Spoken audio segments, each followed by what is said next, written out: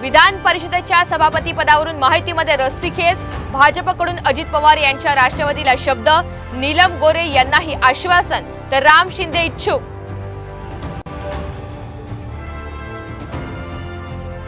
विधान परिषद निवडणुकीसाठी भाजपकडून विशेष काळजी, फडणवीस यांनी घेतली मतदानाची मॉक ड्रिल, तर आज आमदारांची पुन्हा रंगीत तालीम।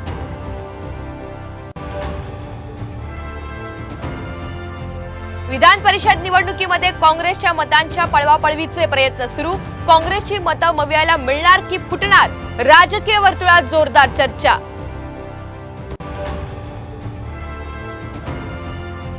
जरांगेंची मराठा जनजागृती शांतता रॅली आज बीड जिल्ह्यात, रॅलीच्या पार्श्वभूमीवर बीड जिल्ह्यातील शाळांना सुट्टी जाहीर, पोलिसांचाही मोठा फौजफाटा तैनात।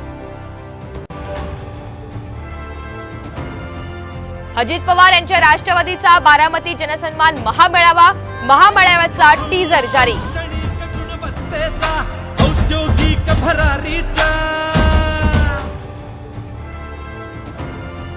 ओळख लपवण्यासाठी गाडीतच केस कापले, मिहीरची पोलिसांकडे कबुली, आरोपी मिहीर शहाला 16 जुलैपर्यंत पोलीस कोठडी।